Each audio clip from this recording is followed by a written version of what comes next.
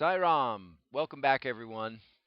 And we have arrived at chapter 5a, Success in the Search, of part 2 of the Ramakatha Rasavahini, aka Ramayana, as delivered by Satya Sai Baba. The rain stopped. The Sarad season dawned on the world. The earth shone resplendently green. Grass sprouted everywhere, and soon the earth decked itself with many-colored floral dress. Greed weakens when gladness grows. So, too, the waters evaporated when the star Agastya appeared in the sky. The mind is rendered pure and pellucid when desire and delusion disappear. So, too, the rivers were rendered clear and clean. Rama told Lakshmana, "Brother, it is desirable to give a warning to Sugriva now." Lakshmana paid heed to that command, and requested Hanuman, who was a daily visitor to the hermitage, to remind Sugriva of the promised task. Hanuman was most earnest and anxious to fulfill the orders of Rama, so he warned Sugriva immediately and effectively.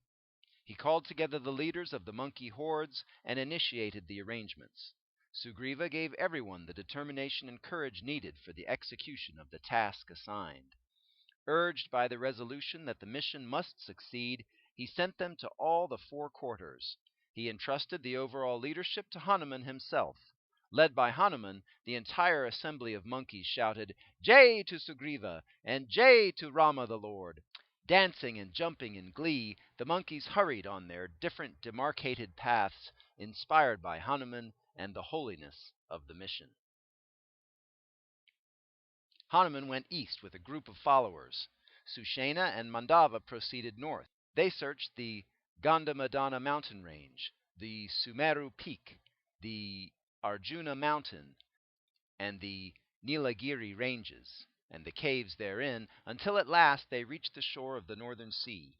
The group led by Hanuman were also equally earnest in their search. They cared least for sleep or food. They were ready to offer their very lives at the feet of Rama. They desired only one thing, success in their task of serving Rama. From the least to the highest, everyone had the same loyalty and spirit of dedication. Reciting the name Rama, Rama, Rama, they peeped into every nook and corner, every peak and promontory, every cave and cove, every valley and river bank, for they could penetrate into regions and places where men cannot enter. One day they reached the shore of a broad lake. There they espied a woman deeply engaged in austerities. They prostrated before her from a distance. She opened her eyes, and seeing their exhausted condition, she said, "Monkeys, you appear very tired and hungry. Refresh yourselves with these fruits." And she supplied plenty of food. When they sat around her, she heard from them the mission on which they were moving about. She said that she was proceeding to the holy place where Rama was in residence. "Listen to my story," she said. "My name is Swayamprabha. I am the daughter of a celestial Gandharva. I have an Apsaras friend called Hema. While engaged in austerities, Brahma appeared before me and asked me what I needed. He assured me that he would grant me my wish. Then I replied, 'I wish to see God as man moving on earth.' He said, 'Be here alone. In due course a number of mighty monkeys would arrive here and halt at your request. From them you can know of Rama, who is God come in human form. Later you can look on Rama himself.' Ah, that boon is being realized. The first sign and the second of its fulfillment are already evident. The first is your arrival, the second is your account of Rama's story and the place where he is in residence. Now I am as happy as if I had already attained the third, namely, the darshan of Rama." The woman was immersed in unbounded ecstasy and delight, and shedding tears of joy.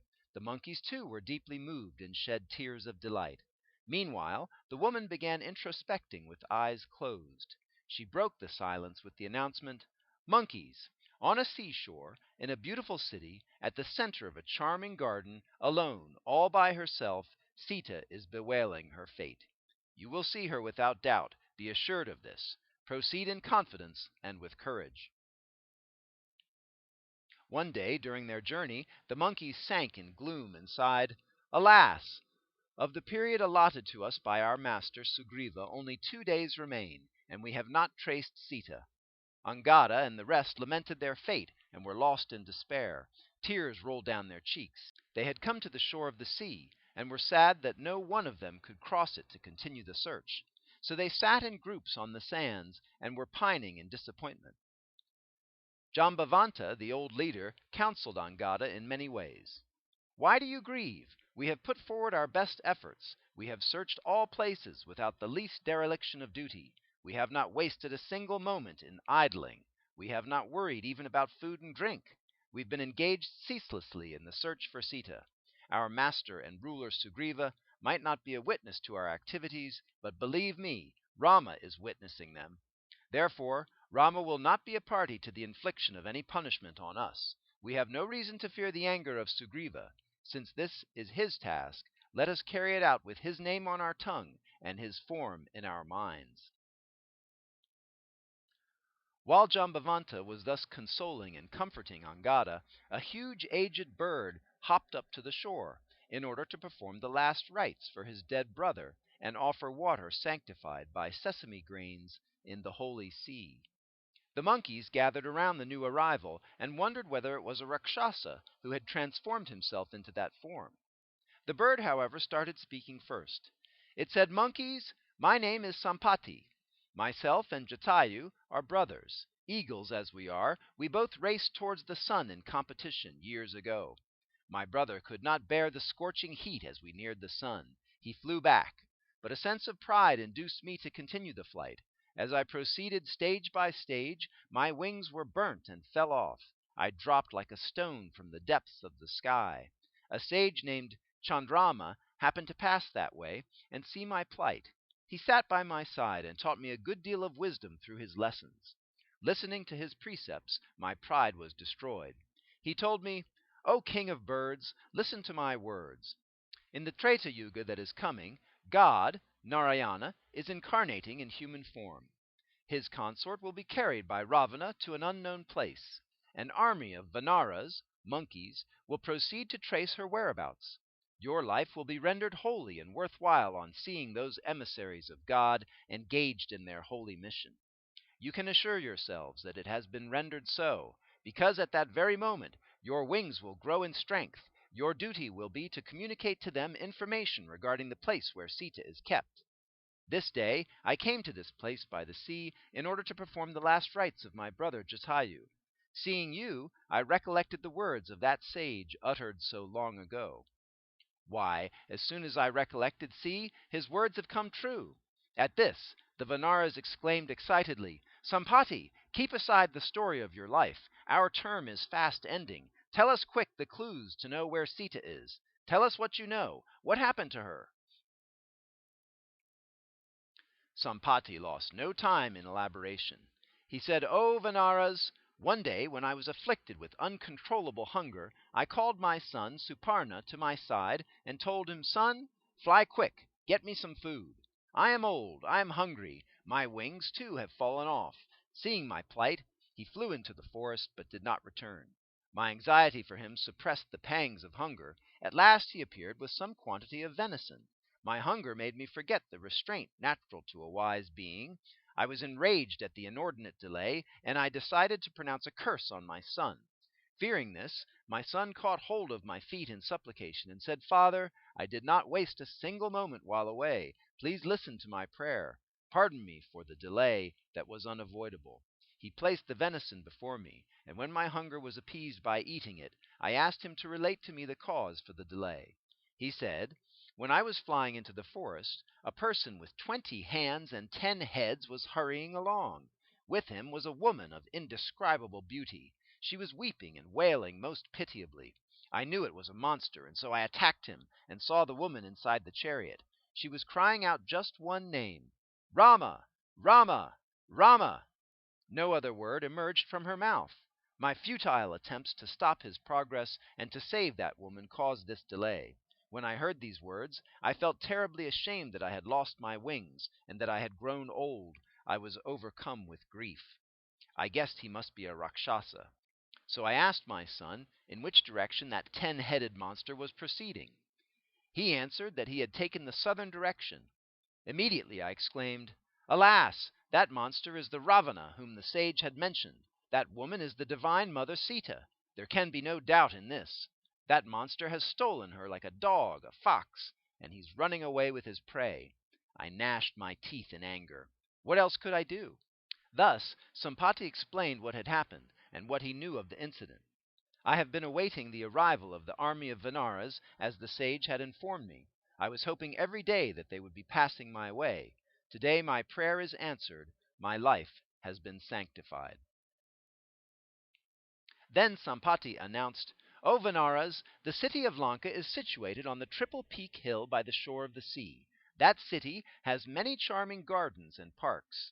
There, Sita is in the Asokavana, moaning her fate. She's awaiting your arrival, so proceed further south. Angada asked the bird how it came to know that she was in the Asokavana, under a tree grieving over her misfortune.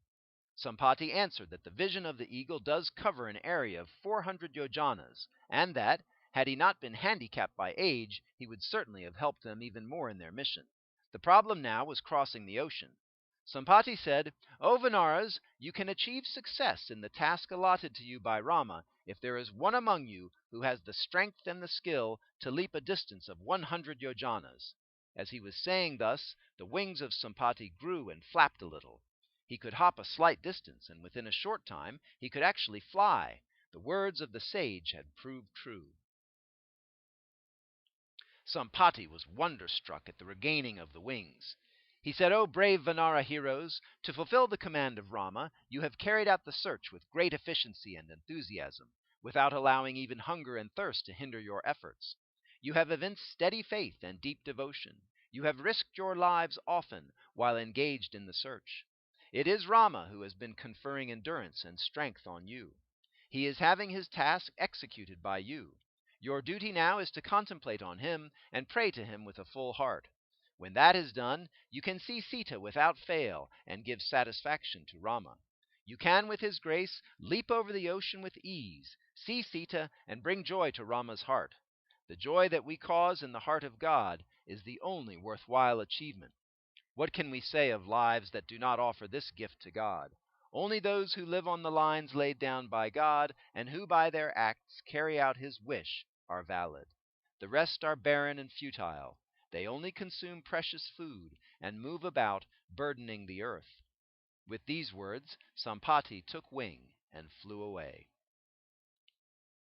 The Vanaras, who watched him fly aloft, were struck with pleasant surprise at the sudden recovery of his powers. They said among themselves that Ramanam can achieve the impossible. As the saying goes, the dumb can speak, the lame can climb hills. The wingless Sampati could get back its wings and fly into the sky only through the grace won by recital of the name. By means of Sampati's words, the Vanaras were enabled to see and know things correctly. Each of the monkey leaders started estimating its strength and leaping capacity. Meanwhile, Jambavanta addressed them thus, Friends, old age has overwhelmed me. My skill and strength have declined. Somehow, prodded by the joy of executing the commands of Rama and encouraged by his blessings, I have been able to stay on till now and move about with you. I was in full possession of my strength and intelligence, and in the best adult stage of life, when the Lord incarnated as Vamana and demonstrated his Trivikrama form. Hearing this, the Vanaras gathered around the crown prince of their kingdom, Angada. O prince, they pleaded, search for some feasible means. Decide who amongst us has to attempt to leap over the ocean. Then Angada called together a full session of all the Vanaras and announced that he would like to know the capacity of each for this enterprise. At this, Vikata rose and said, I can leap over 30 yojanas at the most. Nila declared, Prince, I can manage to leap at one jump 40 yojanas, but I regret I will not be able to exceed the distance by even a finger breadth. Durdara rose next and said that he could easily jump a distance of 50 yojanas. Nala came forward, and with great flourishing of hands, he said he could jump 60 yojanas. While such competitive boasting and parading of skills were going on, Angada declared, Listen, I can leap over this ocean once, but I have my doubts whether I would have enough strength left to leap back. One has not only to reach the other shore, one has to fight with the Rakshasas there if need arises. That would make me still weaker, and I would have no strength left. I'm afraid my resources won't last so long, and for all these 3 operations." When Angada spoke in these depressing terms, the leading Vanara elders rose as one and pleaded, "Prince, you are the heir apparent to our kingdom. The discussion whether you are capable or not to take up this mission is irrelevant.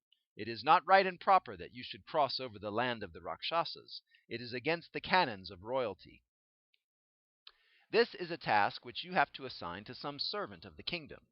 When you have millions of servants eager to do what you bid, it is not right that you should consider undertaking this task." Jambavanta suggested that someone else might be charged with the errand, and Angada looked around, and looking at Hanuman, he said, "O son of the wind god, you are the dedicated servant of Rama. Your devotion is indeed deep. You were blessed first among all of us with the darshan of Rama. Through your intelligence, diplomacy, and moral pressure, you established friendship between Rama and our ruler Sugriva. And now you are observing silence. When we are involved with difficulties in the execution of the mission of Rama, I find it difficult to understand the meaning of this silence." Angada extolled Hanuman still further and said, "There is no adventure that you cannot tackle successfully. You are strong, you are highly intelligent, you are endowed with all the virtues. Evaluate your own skills, capacities, and excellences, and rise." The words of Angada filled Hanuman with his erstwhile strength. He rose with a sudden gesture and said, "O Vanaras, wait here all of you, awaiting my return. Wandering all these days through hills and dales, jungles and plains, you have had no time to rest a while. Eat the fruits and tubers available in this area, and station yourselves here. I shall this instant leap over the ocean, enter Lanka, see Sita, and come back. I have no other work than carrying out the command of Rama. How else can we make our lives worth while than by earning his grace?" With these words he raised his folded palms in salutation before the vast gathering of monkeys. He took leave of Angada, the crown prince. The monkey hordes were raising in unison the exultant cry, "Jai Rama! Victory to Rama!" Hanuman pictured in his mind the glorious form of Rama, and with one leap into the sky he was off over the sea. Unable to withstand the tremendous airflow caused by his leap and flight, trees on the hills were uprooted and carried along. The impact of his leap was so great that the peak on which he stood sank into the nether regions. Seeing him fly across, the sea thought within itself thus, "This Hanuman is a servant of Rama. He is proceeding on the mission of Rama. Ah, how lucky he is! He has the strength and intelligence necessary to win victory in that mission of Rama. He is indeed the foremost among the devotees of Rama." The sea was boisterous with the joy it felt at the sight of Hanuman going over and across. The Mainaka peak, which was submerged in the sea, rose over the waters, for he wished to serve the person who was engaged in the service of the Lord. He said, "O son of the wind god, it will be exhausting for you to cover the full distance in one leap. Please take rest for a while on my head, and confer on me the good fortune of having a share in the service you are devoted to." Hanuman gave ear to the prayer of Mainaka, but did not halt. He touched the peak as a token of halting and sped on. He bowed to the hospitable peak in gratitude. "Mainaka, I am going on Rama's errand. Till I fulfill it, I can have no thought of rest or even food and drink. It is not proper for me to stay a while on the way," he said. A little further on, a serpent demon called Surasa and an ogress named Simika obstructed his passage, but Hanuman overcame them all and reached the Lanka shore. There, splendid in the sunlight, he found many gardens and parks, as well as pleasure centers, which made Hanuman forget where he was. He was amazed at the variety of multicolored birds that fluttered to and fro in clusters within the parks. Hanuman climbed onto a charming mound that was nearby and thought within himself, "This success is not due to my skill or strength. It is entirely due to the grace and blessings of Rama only." Seeing the uniquely grand houses, the long wide streets, the attractive gardens, etc., in that city, Hanuman was moved with wonder and doubt. Doubt whether it was a replica of heaven itself. Wherever one cast his eye, one saw well-built Rakshasa soldiers parading the streets.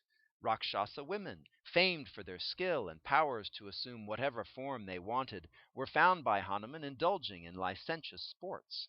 Deva, Naga, Gandharva, and human damsels enslaved by Ravana were pining and wailing in the palaces, awaiting the day of release.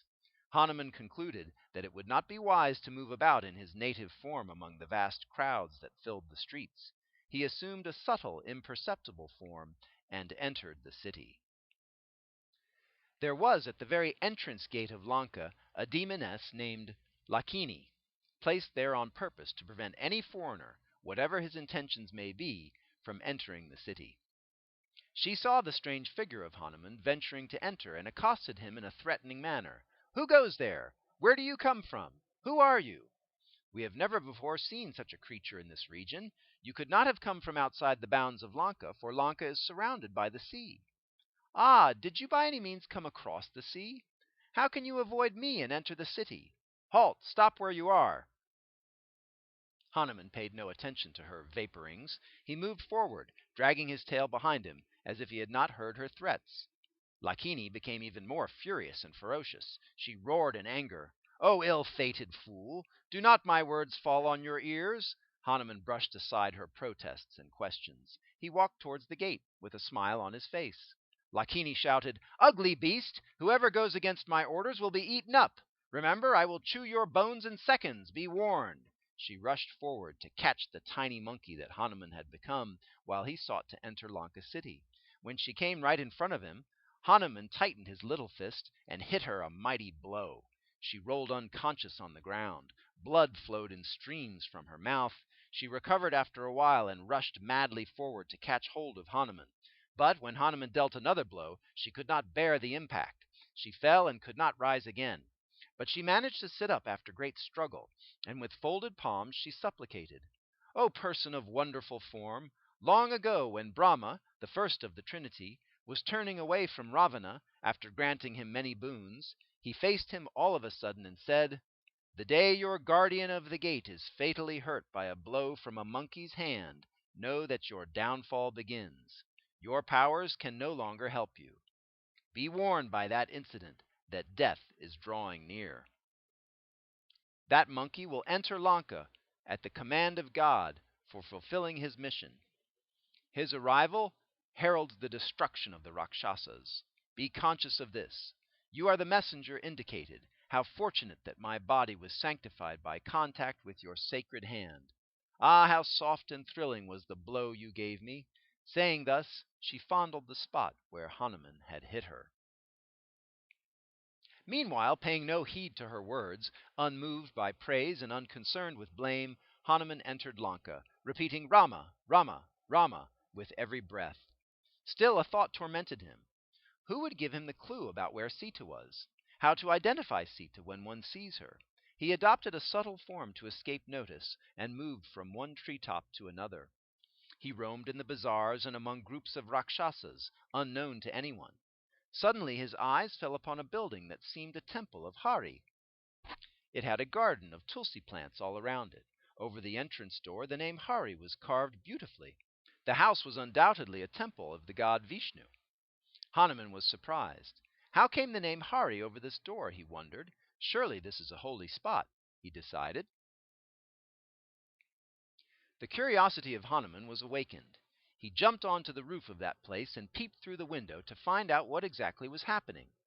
Just at that moment, a person was stretching his limbs prior to rising from bed, pronouncing the name of Hari. When that fell on his ears, Hanuman was extremely delighted. He was also emboldened when he knew that even in Lanka there were people reciting the name of Hari. So he felt like searching for Sita with greater courage and less apprehension. The man of this house appears to be devout and good. Perhaps he may be able to tell me the whereabouts of Sita. He might be persuaded to befriend me, since we are both loyal to the self-same form of God. With this idea, Hanuman changed himself into a priest of the Brahmin caste and made his entrance into that house. Though for a moment he had some doubt regarding the stranger, Vibhishana, the owner of the house, decided that whoever he is, he surely must be honored since he was a Brahmin. So he came forward and prostrated before Hanuman. "Master, which is your native place? Where are you coming from? How could you avoid being noticed and harassed by the Rakshasas in the streets?" Vibhishana asked. He described to his guest the horrors indulged in by the Rakshasas and extolled the audacity and fearlessness of Hanuman. Hanuman replied, "I am a servant of Hari. My name is Hanuman. I have come because Rama sent me." And he spoke thereafter of the virtues and excellences of Rama in some detail. Hanuman noticed that while he was describing Rama, tears rolled down the cheeks of Vibhishana.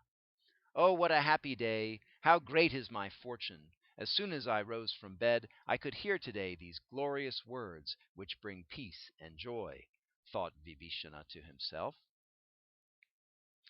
Hanuman interpreted these incidents as the grace of Rama. He was wonderstruck that in Lanka, the land of fear, there could be one such person soaked in Hari. He asked him, "Sir, how is it that you live without fear in this vile atmosphere?" Vibhishana replied, "It is due to the grace of God. For however long he resolves that we should live, we have to live that long. There is no escape. He is the master of the objective world, and so his law cannot be overruled or changed by anyone. Does not the tongue move about incessantly in the cavity of the mouth, where teeth with sharp edges surround it? Who helps it to escape being bitten? So, too, I am living here. Enough about me. Tell me on what task you have been sent here." Hanuman realized that he was a good man and that association with such men would without doubt yield good results. Before answering the queries of Vibhishana, he repeated the name many times in joyful gratitude, "Ram, Ram, Ram, Ram," and prayed for permission to disclose his mission to the pious, pure-minded Vibhishana. He felt it would not be correct to hide things from him. As a preliminary, he asked, "Sir, what is your name? What are you doing in this Lanka?" Touched by the humility and good manners of Hanuman, Vibhishana replied, "Sir, I am an unfortunate person, the brother of Ravana. My name is Vibhishana. I am in a pathetic fix, for I am unable to recite the name of Hari to my heart's content." Hearing this, Hanuman felt he had his answer. He performed one high skip in joy and said, "I am a messenger of Rama. I have come in search of Sita." In an instant, Vibhishana fell at the feet of Hanuman and asked, "Sir, where is my Rama now? I am yearning long to see him, but I lack the virtues that alone can entitle me to that gift. My tribe is the demonic Rakshasa tribe. Can I have the chance to have his darshan? I have not engaged myself in sadhana. I have no freedom here to practice austerities and rites. I have earned no right to the good fortune. Will I be blessed by Rama?" Listening to his appeal, the heart of Hanuman melted in sympathy. And here ends Chapter 5a,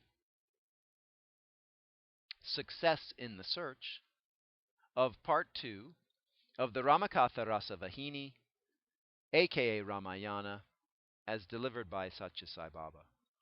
Sai Ram, and we'll see you next time.